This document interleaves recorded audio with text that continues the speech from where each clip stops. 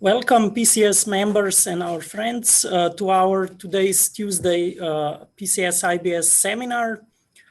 It is a great pleasure to have with us today Professor Alioscia Hamma from Boston, and I would like to invite our scientific host Dario to introduce our speaker. Please, Dario. Yeah, thank you, Tilen. So yeah, it's a really great pleasure to have here today Alioscia for our Tuesday talk. So let me introduce our speaker. So Alioscia got his PhD in Napoli at the University Federico II. His advisor at the time was Professor Zanardi and Professor Marmo, and the thesis title was about topological order and quantum information processing. After that, he had a quite extensive list of places that he stayed. He was, for example, a postdoctoral fellow in University of Southern California. Then he was also a distinguished research fellow at the Perimeter Institute. Then he moved to Beijing for a few years, where he was first an assistant professor and then an associate professor at the Tsinghua University, which is one of the most, let's say, well-known universities in China. And after that, he moved to University of Massachusetts, where he's still right now as an associate professor. So the research interests of Alioscia are rather broad, and they have a very huge overlaps with the research that we perform here in IBS, and that is one of the main reasons why I wanted to invite him. So they cover quantum chaos in many-body systems, the notion of complexity, and also he works also on quantum batteries and their nano devices that could be, let's say, whose performance could be enhanced thanks to quantum effect. And indeed, related to these topics, today is going to talk about what is quantum complexity and related, what is quantum chaos. So please, Alioscia, I think you can start with your talk. Thank you, Dario, for the very nice introduction, for inviting me to give this talk. It's a pleasure to, I'm sorry I cannot be there in person. It'd be lovely to be there in person. And indeed, I noticed that your group and my interests have a lot of stuff in common. It's really amazing. We probably could talk for many hours. So yes, the title of today's talk is What is Quantum Complexity? And the subtitle is What is Quantum Chaos? And I want to make clear that the first question is not a rhetorical question. This is a genuine question. So I'm not gonna answer this question. I'm not gonna tell you what is quantum complexity. I will propose some views about what quantum complexity could be, but I'm not claiming I know what is quantum complexity. And I will try to make a link between this question and an older question about quantum chaos, about what quantum chaos is. So please take my statements on quantum complexity with a grain of salt. Again, I'm not trying to really answer this question, but it is more the proposal for a discussion. Also, I would be very happy if you interrupt me anytime you want, and we try to make this as interactive as possible. I have many slides, I have many things to say, but by no means I need to get to the end of my slides. We can spend the whole talk on 2 slides if you like, if you guys want. Okay, so I don't know why this is not. Okay, yes. So I will be talking about some stuff that has been either published in the papers you see here, or it's work in progress with my students.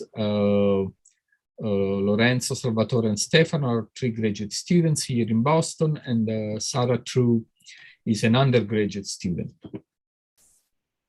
And okay, so I like to start talks where I talk about quantum chaos or complexity. With this slide, there is this Greek phrase. It's a fragment from the philosopher Heraclitus, the 6th century before Christ, and the translation is what you can read: the cold becomes warm, what is warm becomes cold, what is wet dries, and the dry gets wet. And this little poem is, to my knowledge, the first known statement of the second law of thermodynamics. The fact that things reach an equilibrium and that therefore there is an arrow of time.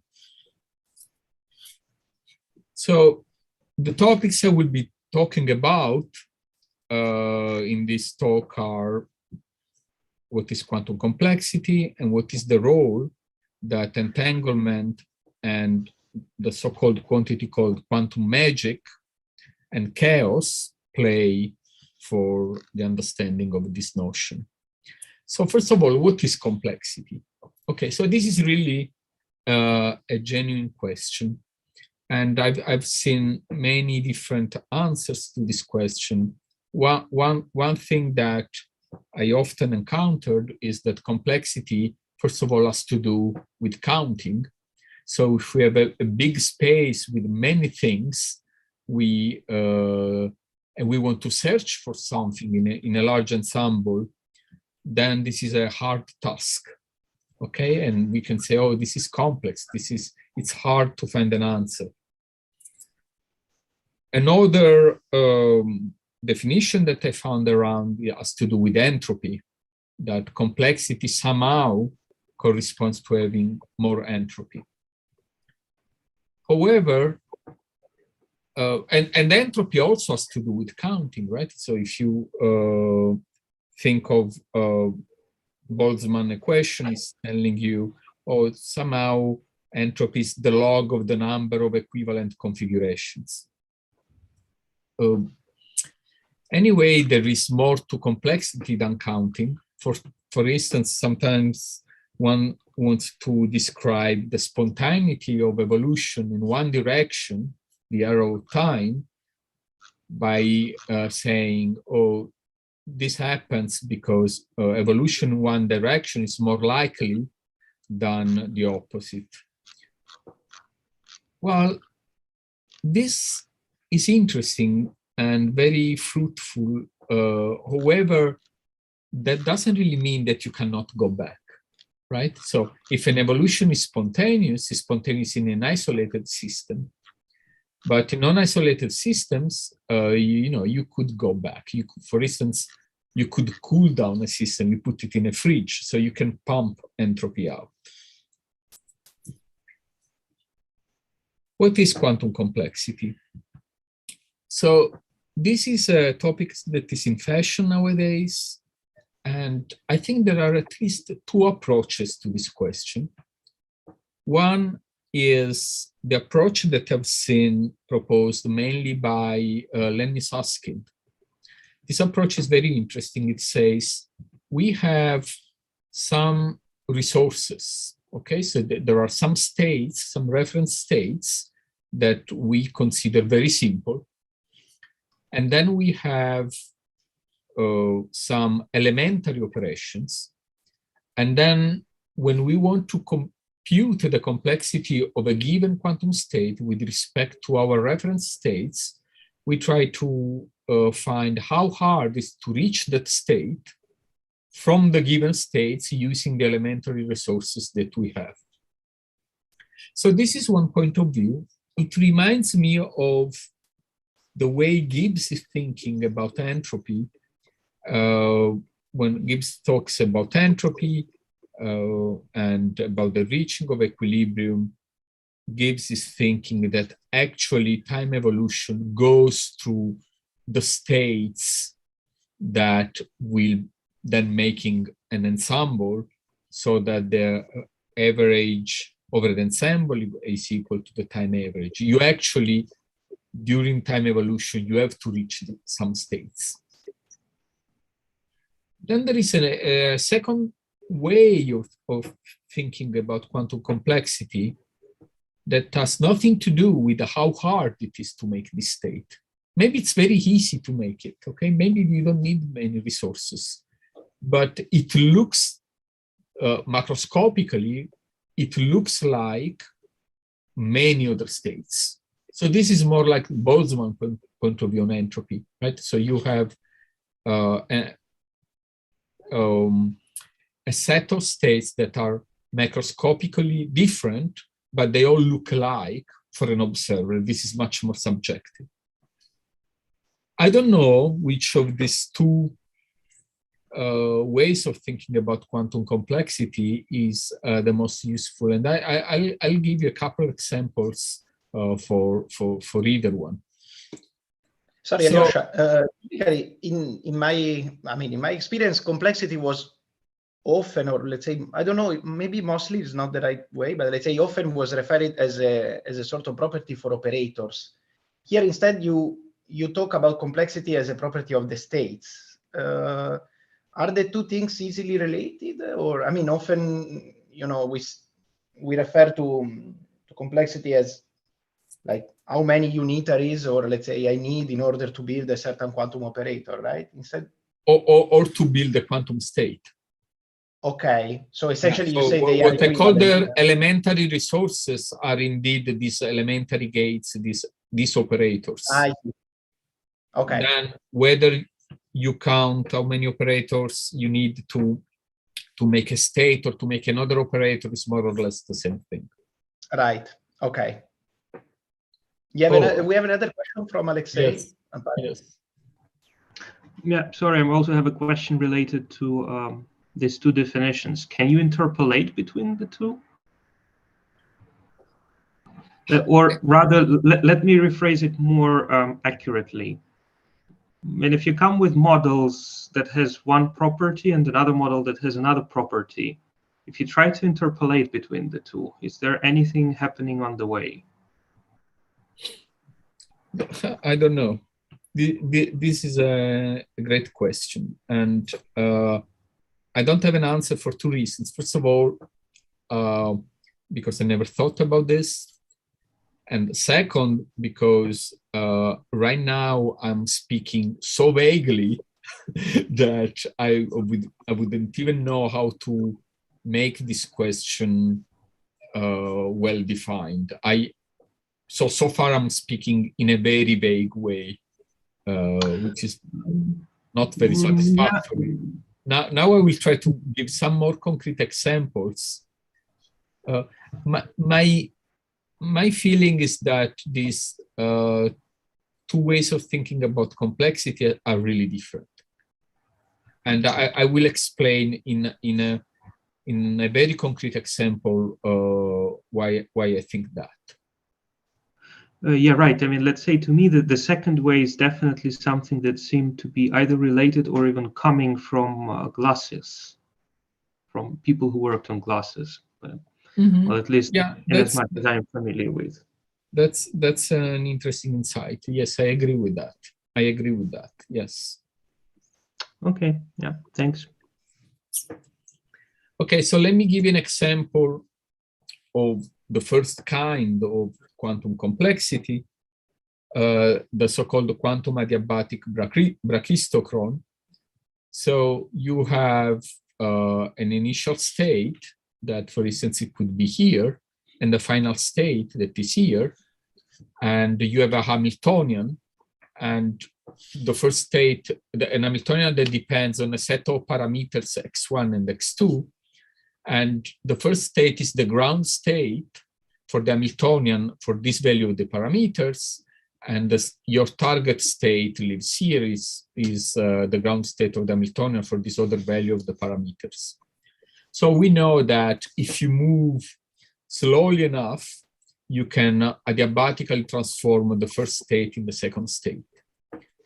Now, how slowly you have to go depends on two things. First of all, on the gap and between the ground state and the excited states, and second, on the tunneling amplitude between these two states given by the time derivative of your Hamiltonian.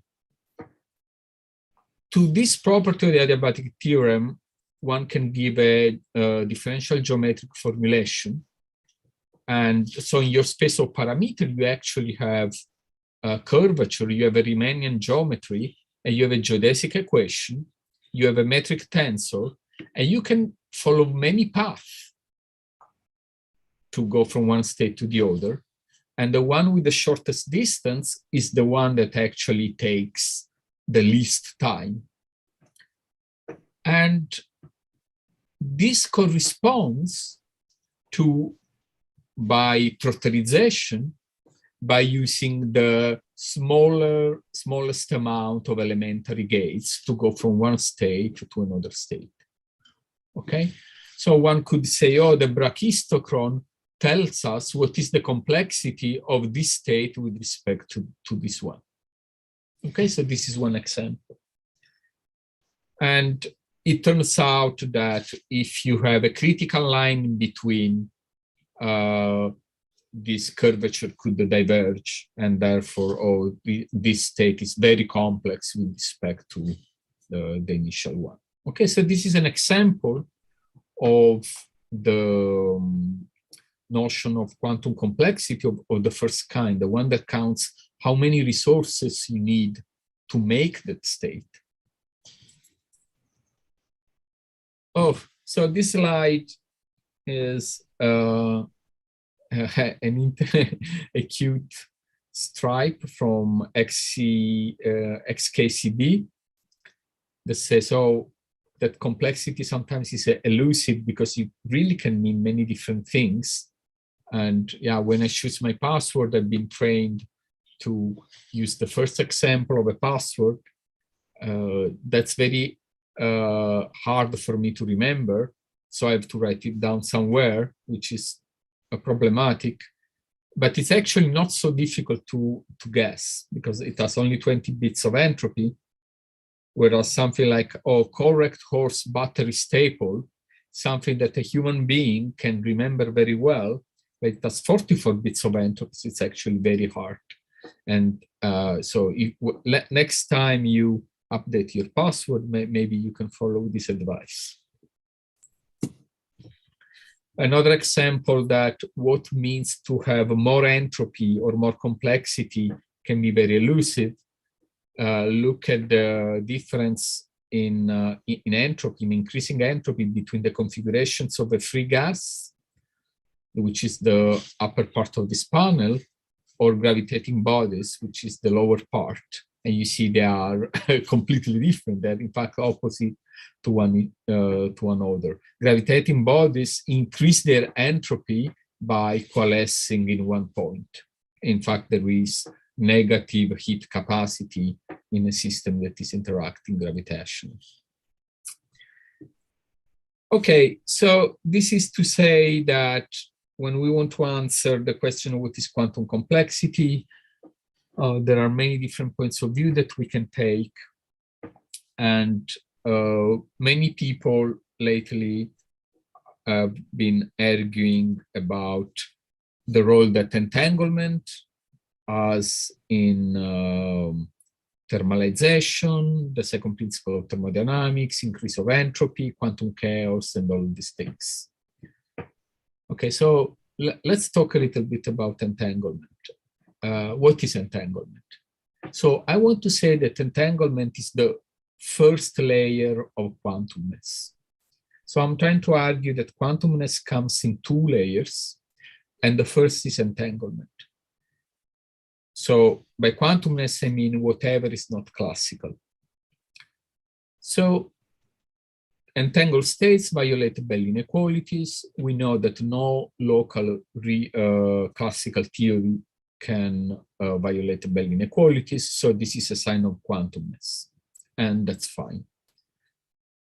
What it means, entanglement means that the entropy of a subsystem is greater than the entropy of the whole. Okay, so what you see here is the definition of, of the alpha Rényi entropy, and this is a definition that we will be using. So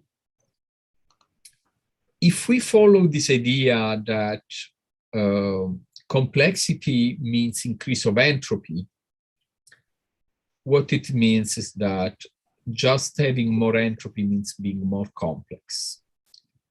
But I think this is a very limiting point of view. I think that one can actually build states like a rainbow states, or like, you know, just a product state of all Bell pairs. They're, you know, very easy to make. You just have to use C-knots on a bunch of states on plus states, and you get many copies of perfectly entangled pairs. So this is very easy, but it has maximal entanglement. So I want to convince you that entanglement is not just a number. When you talk about entanglement, the important thing is not only to say you have a lot of entanglement or little entanglement, but then the entanglement you have can be simple or complex. And what do I mean? We will see soon.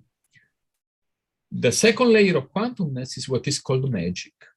So this has to do with another property of quantum states, which is whether they give you a quantum advantage. And in order to give you a quantum advantage, these states need to be states that cannot be efficiently simulable on a classical computer. If only you use gates and states that can be efficiently simulated on a classical computer, then your quantum computer, even if it entangles, is just a piece of classical hardware from the point of view of computation. So the resources that can be efficiently simulated by a classical computer are called Clifford resources, either Clifford gates or states that can be obtained by Clifford gates starting from the computational basis. And the number of non-Clifford resources, K, is what gives complexity to a quantum state. In fact, if you have n qubits and you have a circuit that contains only K non-Clifford gates, this can be simulated on a quantum, on a classical computer by something that is polynomial in the number of qubits, but it's exponential in the number of non-Clifford resources. So if you only use Clifford gates, it's just polynomial. Sorry, just for completeness, can you remind me what are the Clifford gates? I mean, I will show you in a second. I see. Thanks. Okay. So you see, a state can be quantum in two different ways. First of all, it can be quantum because it violates Bell inequality, but so it can be quantum in the sense of entanglement, but it can still be efficiently simulable by classical computer. So it can be classical from the computational point of view. To have a full quantumness, you need non-Clifford resources, and states that have this property are called, are said to possess some magic. Are there hierarchical, these two layers, in the sense, can you do the vice versa and build, let's say, something that is hard to build by? Okay. Yes, so they are not hierarchical. This means, okay, so let me give you an example. Imagine that you have the phase gate. So the phase gate gives you on 0, gives you the superposition of 0 with e to the I theta 1. Okay, so only for theta equal pi over 2, this is a state that can be efficiently simulated on a classical computer. And in fact, then they become more and more difficult to simulate, and the magic state is the one with the pi over 4. Okay, these are called the magic states. So these are not efficiently simulable. If you have the product state of such magic states, this is not entangled at all, but it has a lot of magic. I see. On the other hand, if you use a C-knots, you can create on the state plus, you can create maximally entangled states, but they are very efficiently simulable on a classical computer. Okay. So Clifford gates, later I have a definition, but so the Clifford group is a subgroup of the unitary group, is the centralizer of the poly group. And to be more concrete, is all the gates that can be generated by the phase gate with pi over 2, C naught, and the naught, and the Hadamard gate. Okay. Okay. Okay, so how we measure magic? Okay, so the second layer of quantumness, what now I don't need necessarily to explain everything in this slide, but this can be measured by basically you take your state psi and you compute what is the probability that your state psi is a certain string of Pauli operators. And then you compute a probability distribution out of this thing, and its two-Renyi entropy is called the Renyi entropy of magic. This has been proposed as a measure of magic recently by our group. And there are other measures of magic, but this one is interesting because you can actually measure it in an experiment by randomized measurements. And here you see the experimental setup of how to measure it. So you have state preparation, then you have noise, then you have Clifford rotations, more noise, and finally readout in the computational basis.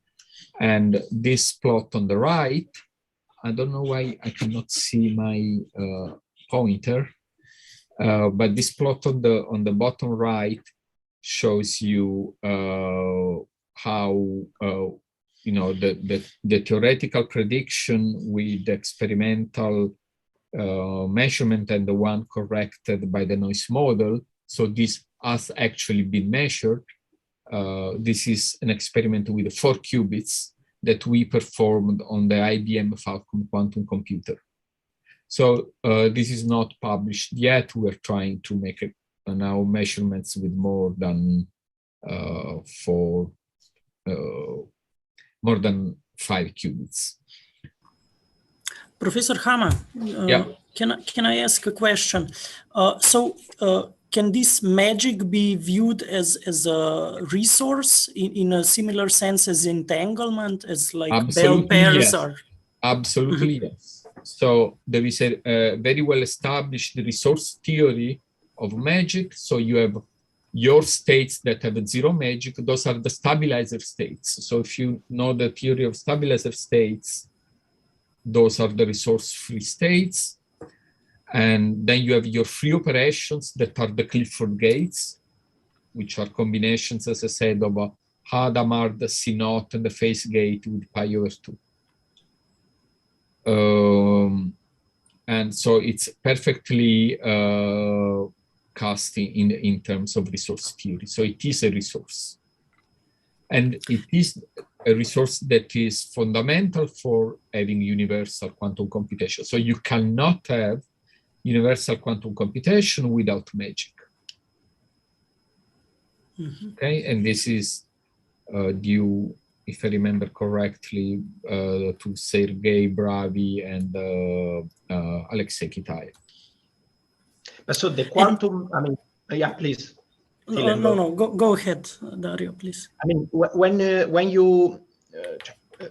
when quantum advantage happen is due to the fact that you create magic, or both entanglement and magic play a role, or? Yeah, so entanglement is tricky. Okay, so to have universal quantum computation, you need magic. Okay.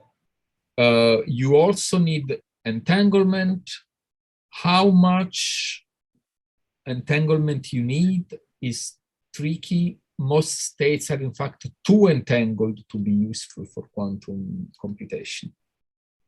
So that's trickier, and it is true that there are many examples in which speed up has been considered enhanced by quantum entanglement. But they are from magic. So I would say you need both. And So related question. You cannot do universal quantum computation with product states. So yes, you need both. And I mean, a related question, is there because if I understand correctly, for the moment, magic is defined more like a property of the circuit that produce a certain state. Is that while inside the entanglement, I can receive the state? No. This is a property of psi. You see this formula? Okay. Yeah. So this formula has psi. Okay. But we know that this quantity is constant under Clifford operations. So if you take a state, you measure the magic, and then you evolve it by Clifford operations, the magic will stay constant. Okay. Dylan, probably you wanted. So yes, sorry. I wanted to ask, so you said the zero magic states are stabilizer states. What is the example of the maximum magic state? Or yes, so that's a very good question. So for product states, the maximum magic state is the tensor product of what I said before, 0 plus a phase that is pi over 4. 0 plus 1 with a phase that is pi over 4. But in general, to have really the maximum possible magic is you need also entanglement, and not so surprisingly, maybe if you take a random state in the Hilbert space, this will have maximum magic. A random state. Yes, random states, according to the Haar measure, have maximum magic. So this is a mixed state or pure? The one you see here is pure, but you can also do it with the. So you have very similar definition for mixed states. Mm-hmm. Okay, thank you. There is a question. Yes, we have a question also from Jan. Please, Jan, go ahead. Yes. So if I understand correctly, this notion of magic is intrinsically tied to the Clifford group. Yes. So I could imagine using like an other like universal gate set. And so maybe my question is that magic seems to depend on your, or how, so which are the easy resources that you have at your disposition in order to perform the computations? So it really depends on, on what are your resources. Is that the right thing? So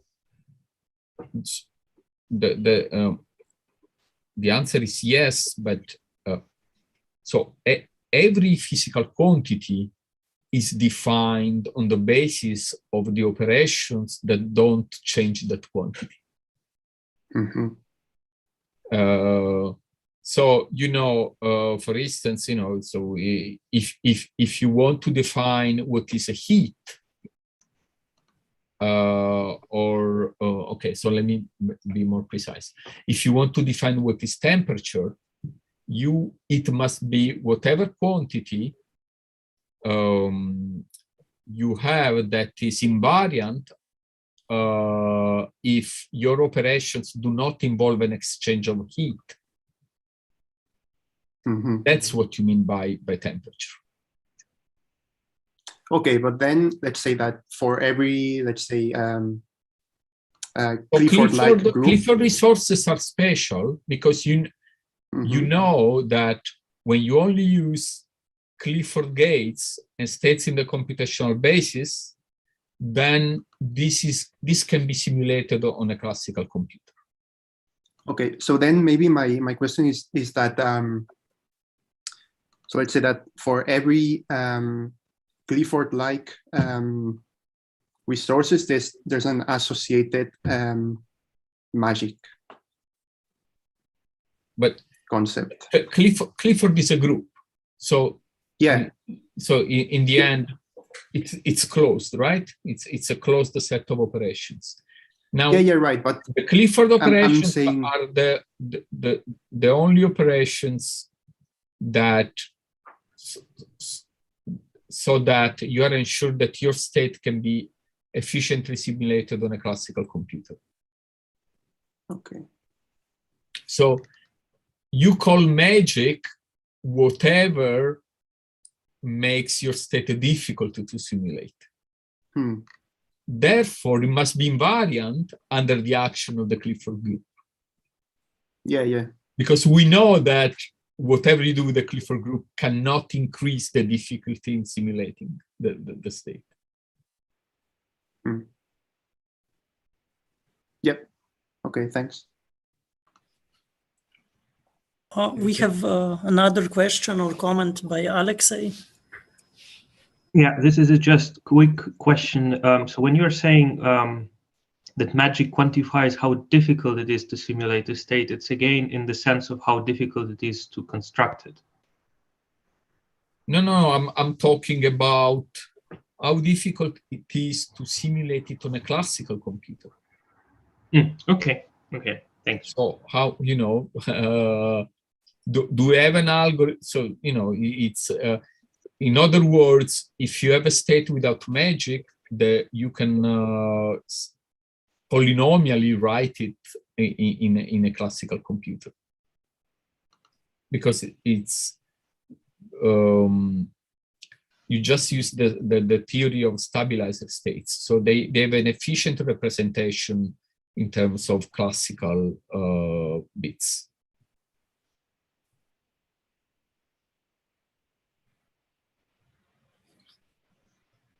Okay. So let me give you an example, the toric code. Okay, so the toric sorry, code, Professor Hamma, there's another question, Dominic.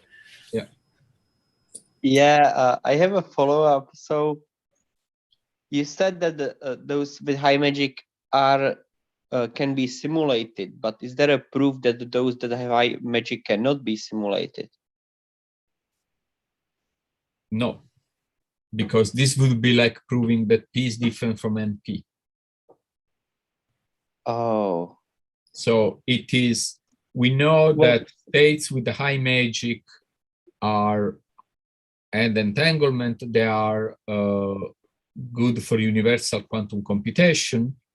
Then proving that you cannot do universal quantum computation classically is the same thing than proving that P is different from NP.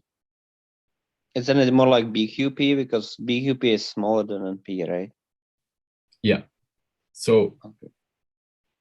I mean, all the enterprise of quantum computation relies on the belief that P is different from NP. Right. And that there is no known algorithm, and it's not believed that there is an algorithm to simulate efficiently universal quantum computation. But there is an algorithm that is efficient to simulate quantum computation by Clifford gates. I see. So this is a property of states, right? What if you change your basis? The definition must change as well, right? Or does it not? The definition rests on whatever you define to be the computational basis. Ah, okay. So then when you talk about this correspondence with classical computer, you just want to represent your cat 0 by like 0 bit and cat 1 by one bit, right? Yeah. Oh, I see. That makes sense. All right, thanks. Okay, so I introduced here two properties, okay? They are both quantum, they're both special to quantum mechanics. One is entanglement and one is magic. And I showed you that you can have very entangled states that can be efficiently simulated because they only require Clifford resources. And then you have states that have a lot of magic, but they're also simple because they're product states. Okay? So now chaos. Okay, why I'm talking about chaos? Because whatever quantum complexity needs to be, we would like it to be the explanation for quantum chaos. Otherwise, what is it good for? Okay, so this is the idea. There is something called quantum chaos that's responsible for thermalization and for many other effects, like the butterfly effect. And if quantum complexity is any good, it should be the necessary ingredient of quantum chaos. Quantum chaos can be defined by the butterfly effect, which is an evaluation of how much commutators grow in time. So commutators tells you how much something done at the point A has an effect on the point B. If this grows fast in time, this is like the butterfly effect, which is a sort of a high sensitivity to the conditions of the dynamics. This corresponds to the rapid decay of the out-of-time order correlation functions that are defined here at the center of this slide. So the idea is that we think that quantum complexity is the important ingredient of quantum chaos, and on the other hand, if I find what is the important ingredient of quantum chaos, maybe I get a handle on what is the good definition of quantum complexity. By the way, integrable Hamiltonians are not chaotic, so the decay of the out-of-time order correlation functions is slow, it's a power law. But if they are chaotic, which means, they generate complex dynamics, then this decay is very rapid, is exponential in T. If you look at the value of these functions at infinite times, also they differ dramatically. They are both exponentially small, so D here is the dimension of the Hilbert space, but with a different power. So integrable Hamiltonians give you infinite time out-of-time order correlation functions that have the value 1 over D, but the chaotic ones give you 1 over D squared. So in the rest of my talk, I will try to show you that chaos and complex phenomena happen when you have both entanglement and magic. Maybe you can spoil a little bit. Are you gonna, especially in recent days, starting to be like popular as a debate between the notion of quantum chaos that you recalled here and the traditional notion based on spectral analysis and BGS conjecture. And it's not very clear that the two definitions are equivalent, and there are debates about this point. Are you going to say something on that, or you completely rely on the notion of quantum chaos based on what you see, let's say? No, I will say something about that. Okay. I will say something. Good. Okay, so the idea is what you see on this slide, what I just said, that quantum complexity needs both entanglement and magic. And when you have these two ingredients, you can produce quantum chaos, what I call complex entanglement, and what I call emergent irreversibility. So let's see what these things are. Okay, so what is entanglement complexity? Okay, so look at this. So here we have a quantum circuit, and on the first part of the quantum circuit, you see these red blocks. These are blocks that only contain Clifford gates. Okay, and then you have these small squares that contain the T gate. The T gate is the gate is a gate away from the outside the Clifford group, and it is the one that produces the magic state I talked about before, which is ket 0 plus e to the I pi over 4 1. Okay, so if you don't use those orange squares, the whole red block is just a block of Clifford gates. Okay, this is followed by another block also of just Clifford gates, and it's blue for some reason that I will explain later. Okay, so now what we do is that we insert a trivial state, say all zeros, at the beginning of this circuit. Then we take the output at the end of the circuit, and we look at the reduced density matrix. So let's say we have n qubits, we take half of them, and we trace out the others. So we have a reduced density matrix, and we diagonalize it. So we have all these coefficients, the Schmidt coefficients. If you take the entropy of this distribution, you get the von Neumann entropy, right? And you quantify how much entanglement you have, right? But now you can do something else. Instead of computing just the entropy of this probability distribution, you forget that it's a probability distribution. This is just the spectrum of an operator. And now you do something like what Dario was referring to before. You order these eigenvalues, and you compute the gaps in the spectrum. And then you see the distribution of these gaps. And you know that if this operator was a random operator, then this distribution should be the Wigner-Dyson distribution, basically either the Gaussian orthogonal ensemble or the Gaussian unitary ensemble. Okay? So if we only use Clifford gates, you see the second plot here, and you see that all these gaps get on a distribution that is very close. It's a very good agreement with the red curve, which is the Poisson distribution, which is not universal. So when you use only Clifford gates, you cannot represent the entanglement generated by a random state. On the other hand, yes, I see there is a question. Yes, we have a question from Varinder.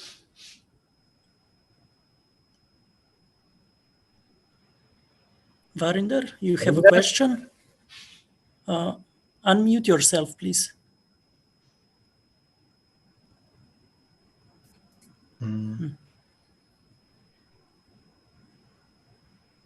Okay, it seems either... Maybe it was... yes, so he can ask, I guess, at the end. So interrupt to ask, let's say, I mean, a very simple and technical question. Here, are you referring to the, let's say, the energy levels, quote unquote, of the density matrix or of the associated modular Hamiltonian? Like there is a log or... Yeah. No, it's without the log. This is really the spectrum of the density operator. Okay, good. Yeah.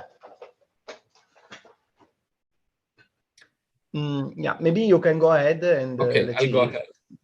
Okay, so this is what happens if we only have entanglement without magic, because we only use Clifford. Now, let's put some doping in this circuit, okay? So let's inject some T gates. And let's say you put a certain number of T gates. Let me say a large number of T gates. And now you, again, run your circuit, you get your output state, you compute the spectrum of the radius density matrix, you do the statistics of the gaps. And now you have a perfect agreement with the Gaussian unitary ensemble, the Wigner-Dyson distribution. A bit more quantitative, how many T, I mean, is this transition sharp and so few T's are, Yes, I mean, yes. So you need order n T gates.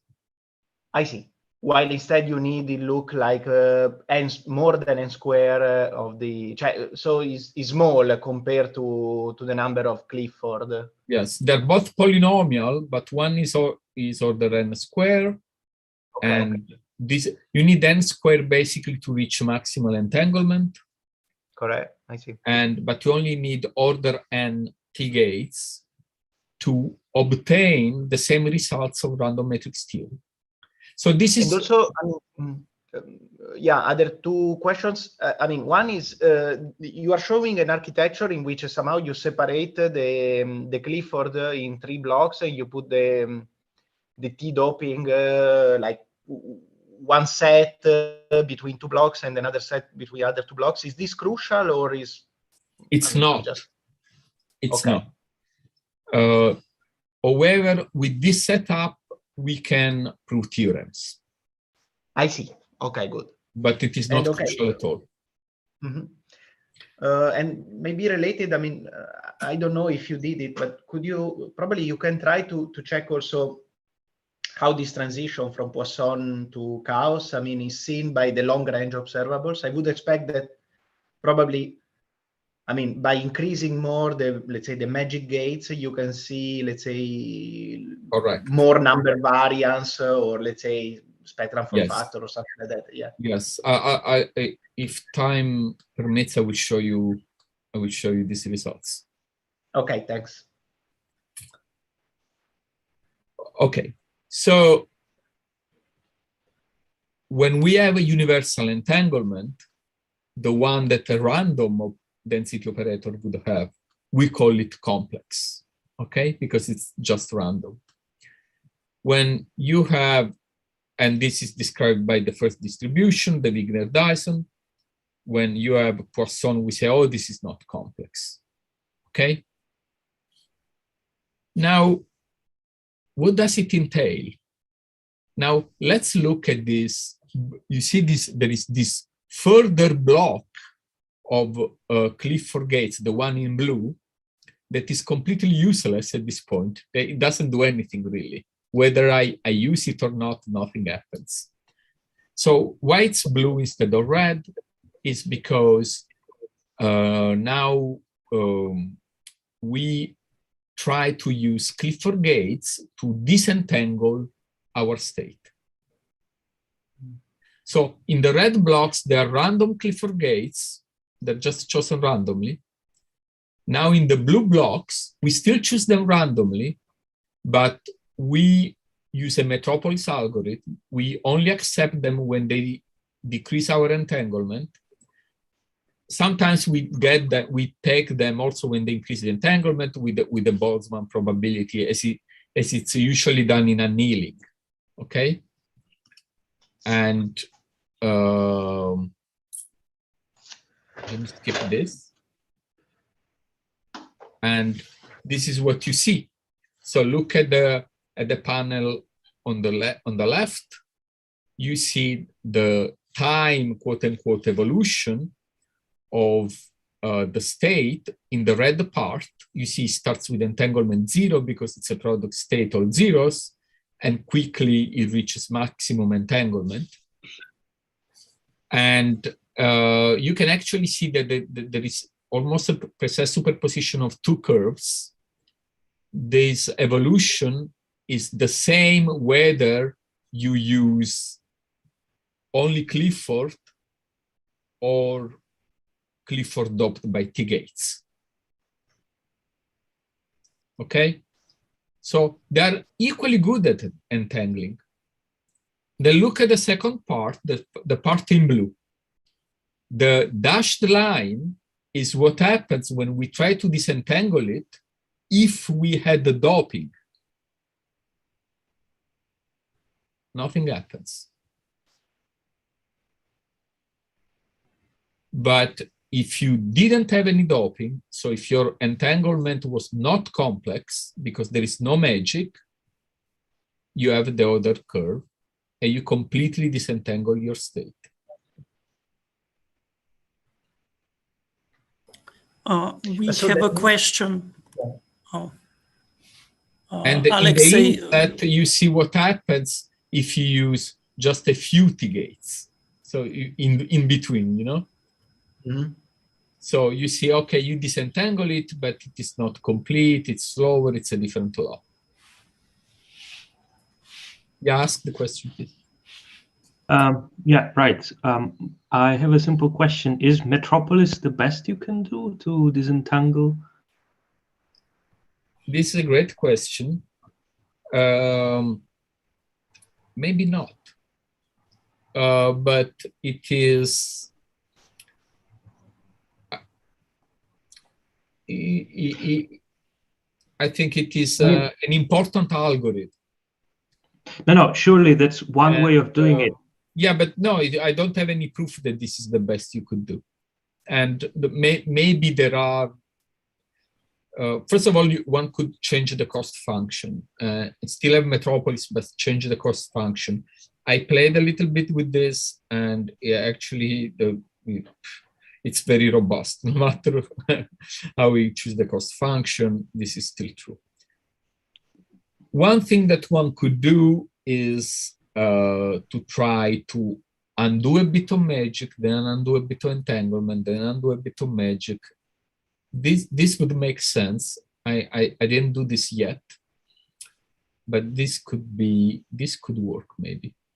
But in that all way, I'm saying is that if you just try to undo the entanglement and there is magic in the system, you can't. That's the point. So entanglement is complex because there was magic.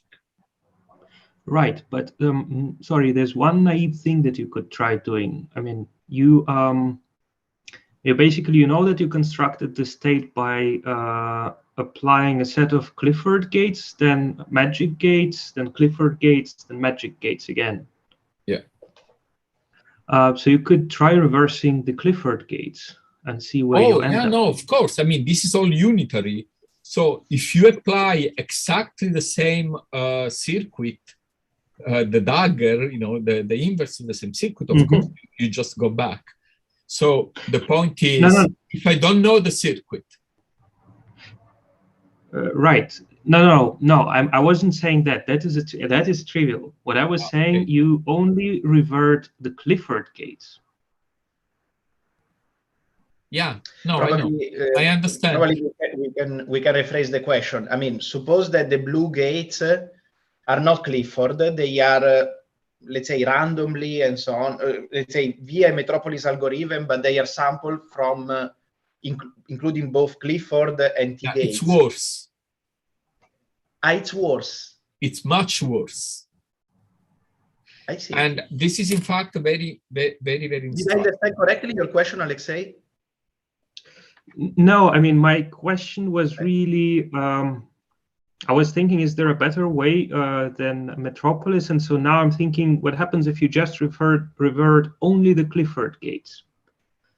So you just take the same blocks you applied, you remove the magic blocks, you just apply the Hermitian conjugates. So then you would probably end up with still state that is, of course, no longer product state because you had the magic. And then you could play with the Metropolis on that to see if you can squeeze it further. Okay, so I agree that some strategy that kind of alternates between using Clifford and using T gates, trying to remove first a bit of entanglement and then a bit of magic and then a bit of entanglement. I think something like this, it would be very interesting to see if it can work. I don't know. But now, sorry, I think I'm missing something because I thought what you want to do with the blue part is precisely to see if the state that you have, what is the best approximation by the Clifford algebra that you can get to that state. So you don't need to include any magic bits. So what you want to do is you want to disentangle it without knowing the circuit.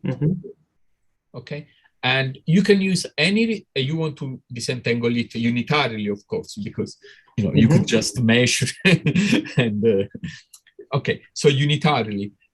Okay, so if you try to, if you project onto the zero state, of course you get there. But so you want to somehow reverse.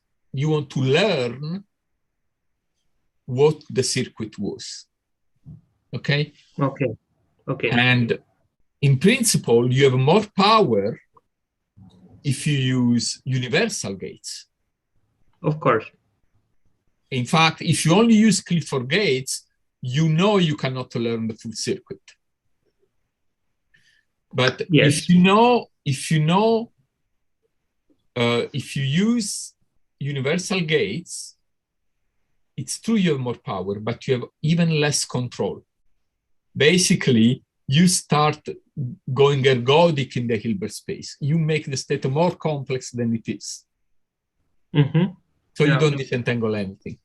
The Clifford gates are less precise, are less powerful, but you have control. And you actually manage to completely disentangle the state. Now, once it's completely disentangled, so now it is a product state. Now, qubit by qubit, you can use a single qubit universal gate to rotate your qubit in the position that you want at the beginning. So only at the end, you use the universal resources if you really want. Okay. Yeah. So the message is that magic gates somehow are really, make your state very robust somehow. Very hard to.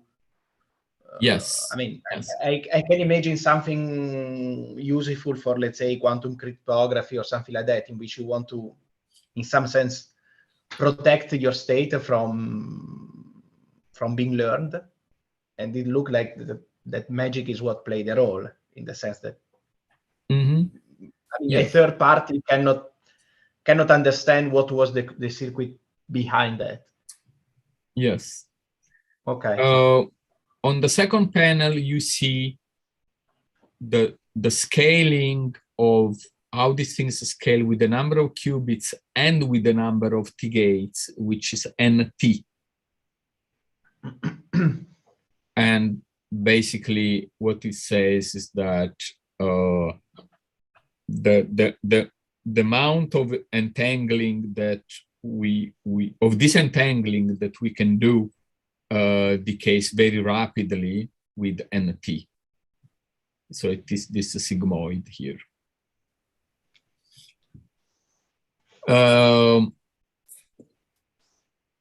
Okay, another thing we can do is that actually disentanglement complexity can define a new kind of quantum phase transitions. So if you get this state psi of lambda, which is a Rock-Shark-Iverson kind of quantum many-body state with this e to the minus lambda e amplitudes, where e is an energy, that could be a random energy or energy taken from some Ising model, and you put random signs, this S sigma random signs, and we compute disorder parameter, which is M, which is how much you can disentangle it.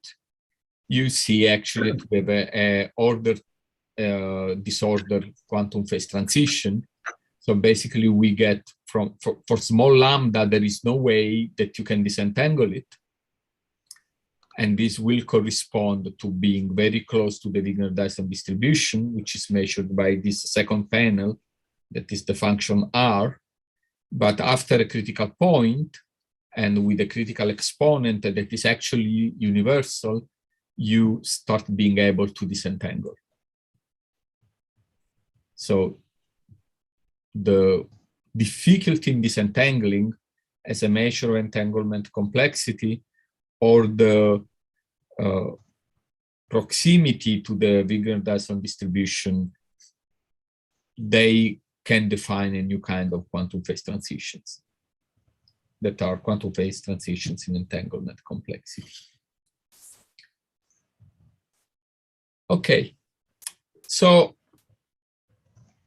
I showed you that by using magic, one can make entanglement more complex. And this means things, okay? Means these phenomena that we showed. How about what happens when you insert magic and you look at chaos? Okay, so you look, so this is what Dario was referring to before. Oh, can we see how some correlation functions, like the out-of-time order correlation functions, change when you use circuits that have only Clifford, and then as you dope them with T-gates. And okay, so the figure of merit that we can use, there are two. One is the purity of the reduced density matrix, but let's focus on the first one, that is the 8-point out-of-time order correlation functions. And here you have the values that are obtained by the average value at infinite time when you have a universal evolution, so a completely random evolution. These out-of-time order correlation functions go like d to the -4. The second formula shows you how these out-of-time order correlation functions go at infinite time when your evolution is generated only by Clifford gates, so the non-complex one. And this goes like d to the -2. Okay, so there is this difference. And let's skip the purity. So what we do is something similar to this. We have many layers of Clifford gates in which we insert a K gate. A K gate is a non-Clifford gate. And the number of layers will also be called K. Oh, by the way, look what happens if we look at this state by just plotting the absolute value of the wave function. So this is the beginning of the state. And now, and at every block, we insert a T gate. You see, still has some structure, but it starts becoming more and more complex. You can still see some structure here.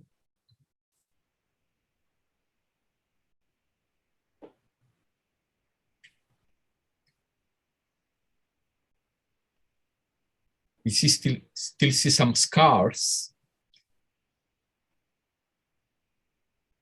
but then it really mixes and actually becomes indistinguishable from random.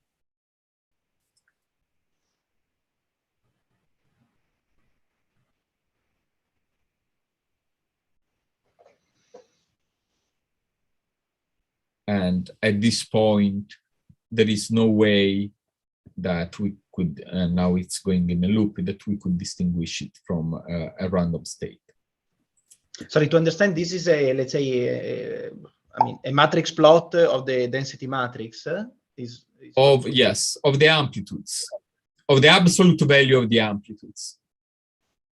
The absolute value of the amplitudes. The absolute value of the. Okay, yeah, got it. Yeah.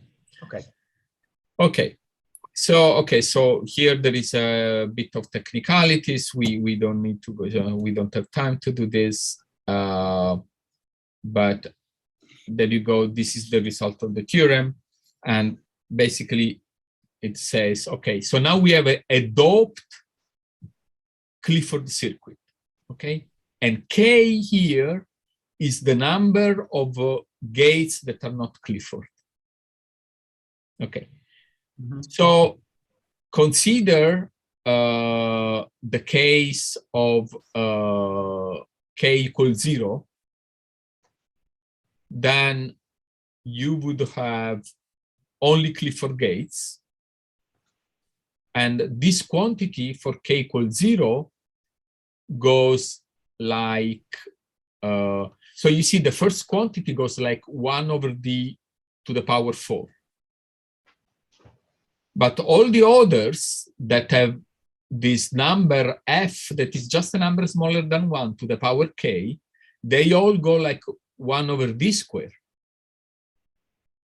So for k equals 0, you can completely neglect the first term.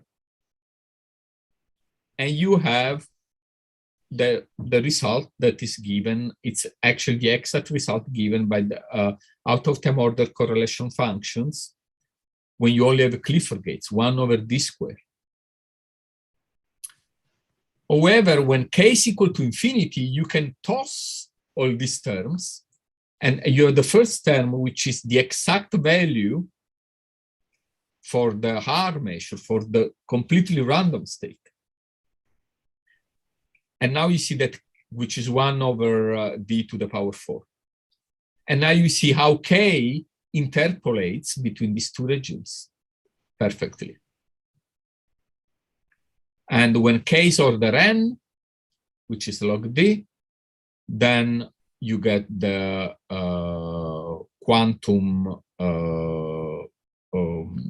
the universal quantum regime, the quantum chaos. A corollary is this, that in order to obtain the right decay of the out of time order correlation functions when you have quantum chaotic evolution, you need to use order n T-gates. Therefore, quantum chaos cannot be simulated classically. So quantum chaos is quantum. One would imagine that, oh, because it's chaotic, then, oh, it's like a classical system, right? This is what you imagine. But no, fluctuations are much smaller, and you need universal quantum evolution to do quantum chaos.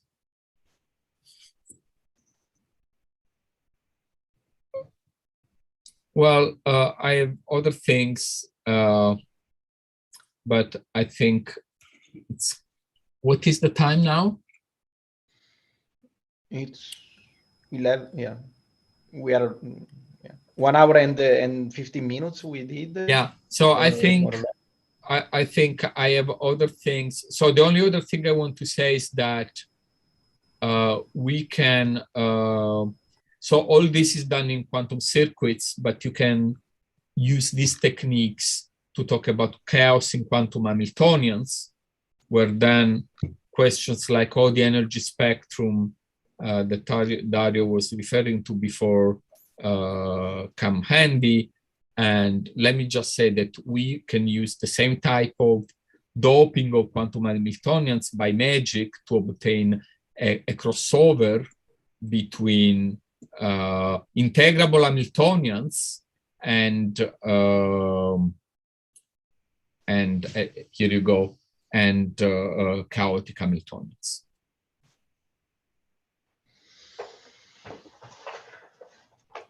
So with this, I think I can stop here. And I think, okay, here there is a list of open problems. So especially whether this crossover can be considered the quantum KAM theorem that should describe interpolation between integrable and chaotic behavior in quantum mechanics. This is an open question.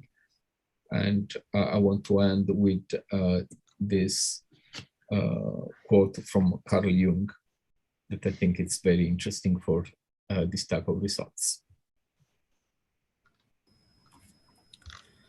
Okay, thank you, Professor Hamma, for this very interesting magical talk. Let us thank our speaker.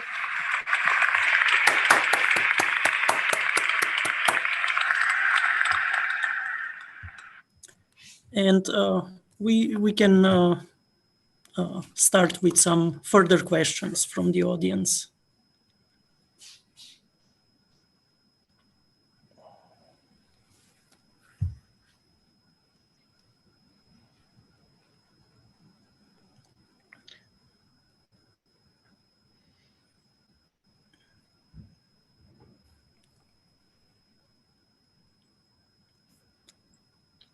So it seems maybe, there. yeah. Okay, Yeah, Dario. there were many questions during the talk. Yes. Yeah, maybe. I mean, this is really a random thought that came out. So maybe it's not interesting, but I was wondering, I don't know if recently, it's already a few years that people like, several groups are working on, let's say, quantum phase transitions driven by entanglement. I was wondering if we can, let's say, not revise, but let's say re-explore a little bit some of their results and statement and somehow disentangle this phase transition is due to entanglement or magic or both, or somehow. So this is more or less what I exactly maybe too quickly tried to show here. And you exactly. see on the left hand side is disorder parameter. So the state is the state, this state that is on top, that is Rorschach-Iverson plus assign model, is parameterized by lambda. Mm-hmm. So what happens when lambda is very small? All those amplitudes are the same, right? It's an equal superposition, and so you have an equal superposition with the random signs. So this is very close to a random, it has volume law, it's very close to a random state. Mm-hmm. When lambda is very large, this distribution peaks around fewer configurations, so you have less entanglement. Now, if you look at how easy it is to disentangle in percentage, it is the disorder parameter m. You see that for larger value of lambda, you can actually disentangle it by the Metropolis algorithm. But for low values of lambda, you can't. And this change is non-analytic. Mm-hmm. And so this critical exponent is universal also. Means that if you change some details of how you try to disentangle it, is still the same. On the right-hand side, you see the magic. And the dashed line is where there is the phase transition, is the lambda critical. Mm-hmm. And you see basically the same thing. I see. Yeah, so, in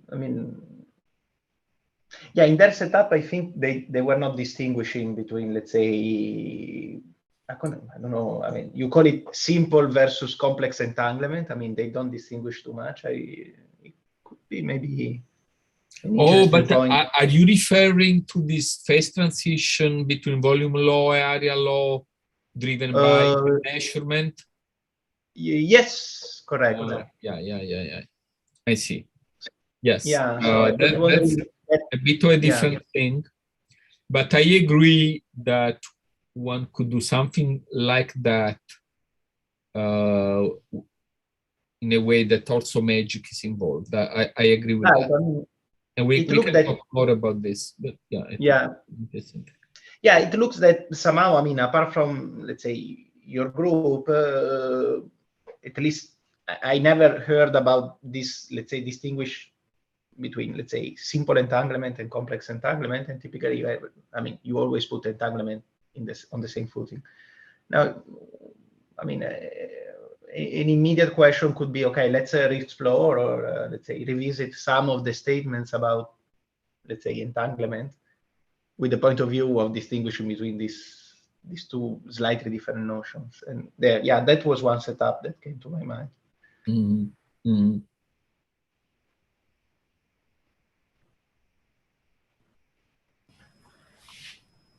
Okay, do we have any further comments or questions from the audience?